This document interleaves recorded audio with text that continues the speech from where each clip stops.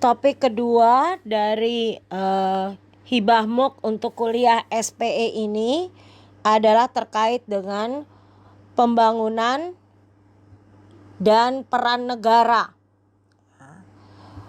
Disadur PPT ini dari presentasi mengenai perspektif modernisasi dan dependensia dan sistem dunia yang disusun oleh Saudara Martinus Hukom dan Saudara Rinaldi Triasepta dari STF Diarkara dalam rangka kuliah masyarakat dan perubahan sosial yang diselenggarakan di semester Gasal 2020-2021.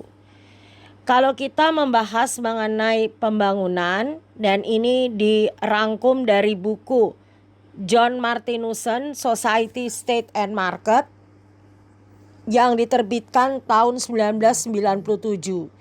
Jadi kalau kita membahas mengenai pembangunan dan peran negara, maka kita harus melihat terlebih dahulu sejarah perkembangan dari definisi pembangunan itu sendiri.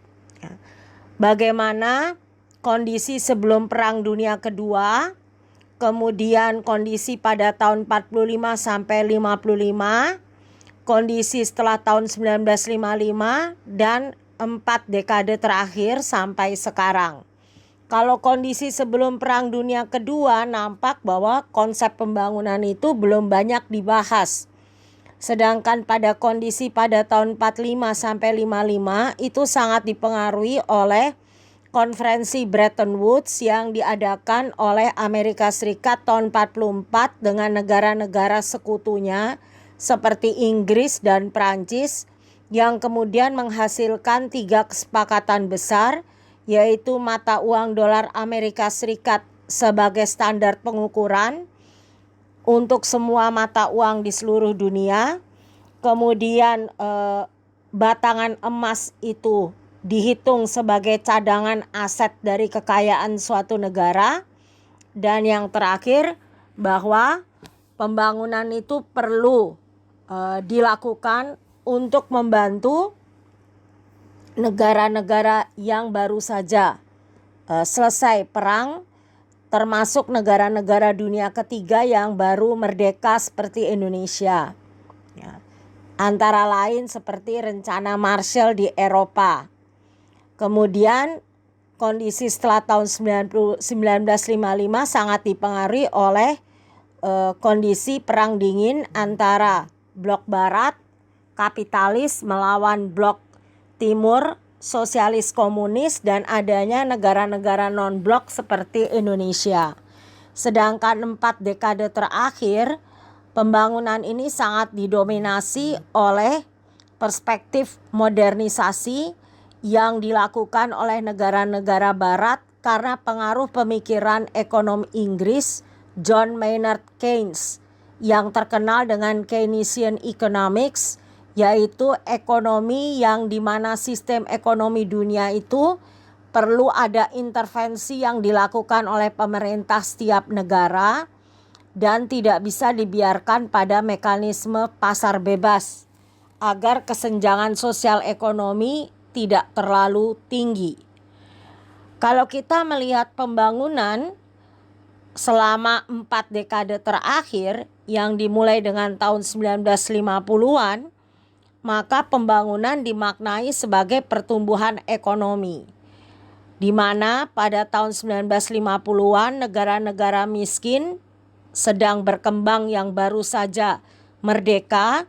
Pertumbuhan ekonomi adalah tujuan akhir dari pembangunan dengan menggunakan indikator-indikator sederhana seperti per kapita rata-rata GNP, GDP, yang sesungguhnya tidak terlalu reliable dan tidak terlalu valid. Mulai tahun 1960-an, mulai terangkat aspek kemiskinan dan ketidaksetaraan pendapatan di dalam konsep pertumbuhan ekonomi yang pada akhirnya diikuti oleh Bank Dunia.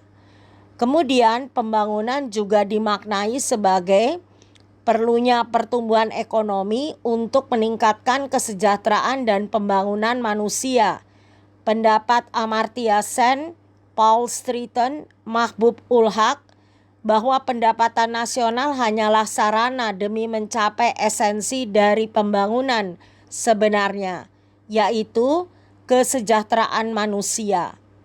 Pembangunan manusia dimaknai sebagai suatu proses yang memperluas pilihan orang-orang. Konsep ini menginspirasi lahirnya konsep pembangunan sebagai human development atau pembangunan manusia. Yang ketiga, pembangunan sebagai konsep modernisasi. Yang dimaksud di sini modernisasi adalah proses di mana negara-negara sedang berkembang dunia ketiga secara bertahap menjadi serupa mengikuti negara-negara industri maju. Walaupun pandangan sebagai modernisasi dan pertumbuhan ekonomi dalam 40 tahun terakhir ini merupakan pandangan yang sangat menonjol, tapi mulai juga muncul kritik-kritik dari konsep-konsep yang baru. Berikutnya, pembangunan yang dilakukan oleh negara dianggap sebagai upaya untuk lepas dari ketergantungan. Ini sangat dipengaruhi oleh pemikiran neo-Marxis dan Marxis di awal tahun 60-an yang mengusulkan dua aspek terkait konsep pembangunan. Pertama, posisi negara berkembang tersebut dalam sistem internasional di mana pembangunan bertujuan mencapai kemerdekaan nasional yang nyata serta pertumbuhan ekonomi yang berorientasi pada negara itu sendiri. Dan yang kedua, konsep pembangunan adalah kondisi internal negara-negara berkembang tersebut. Negara-negara itu sedang berkembang harus menggunakan sumber daya mereka sendiri untuk memperbaiki kondisi internalnya, dan pembangunan pada akhirnya harus mencapai masyarakat sosialis. Yang ketiga, memaknai pembangunan dengan keterkaitannya dengan peran negara, yaitu pembangunan sebagai transformasi dialektis. Konsep pembangunan ini adalah proses di mana masyarakat semakin modern, tetapi tradisi tidak dianggap menghambat modernisasi ini.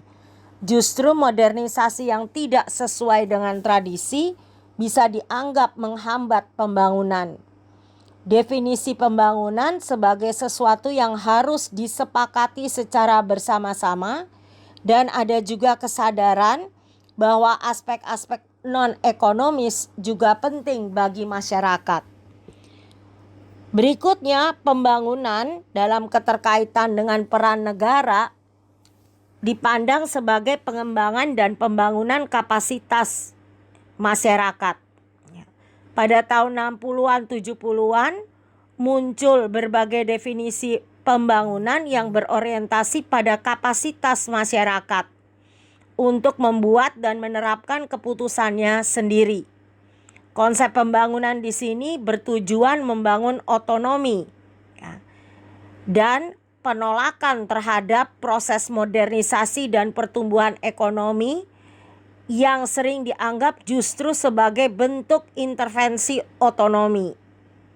Pembangunan kapasitas masyarakat ini lebih dekat pada konsep di mana partisipasi itu sendiri menjadi tujuan akhirnya dan menjadi kerangka bagi tujuan-tujuan pembangunan lainnya.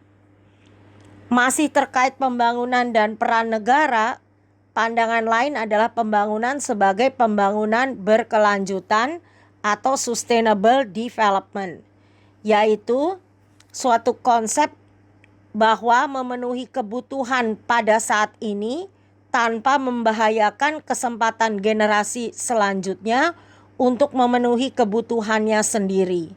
Seperti laporan PBB, laporan Brundtland yang mengatakan pemenuhan kebutuhan dan aspirasi bagi masyarakat miskin secara khusus punya hak untuk diprioritaskan.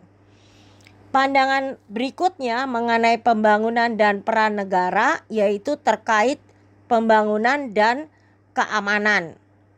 Penggunaan sumber daya untuk persenjataan dan keamanan khususnya di negara-negara miskin setelah fokus pertama yaitu peningkatan pertumbuhan ekonomi dan kesejahteraan sosial. Tapi terjadi perubahan dalam Human Development Report yang disusun oleh PBB tahun 1994. Konsep keamanan ini berubah, menekankan kebebasan individu untuk menentukan pilihan dan dari ancaman-ancaman berbahaya seperti kelaparan dan represi. Pembangunan kini dilihat dari sudut pandang warga individual dengan mengutamakan hak-hak individu, integritas pribadi, dan kesejahteraannya. Terakhir, pembangunan sebagai sejarah. Sejarah dalam konsep ini bukan berarti sejarah universal yang berlaku di mana-mana secara umum, tetapi sejarah unik dan lokal dari setiap kebudayaan yang ada di dunia. Jadi negara kalau mau membahas soal pembangunan dan melaksanakan pembangunan harus melihat konteks budaya, konteks lokal, dan konteks sejarah setiap masyarakat, dan bukan memberlakukan indikator-indikator universal yang datangnya dari luar masyarakat itu sendiri. Demikian pembahasan topik mengenai pembangunan, keterkaitannya dengan peran negara. Terima kasih.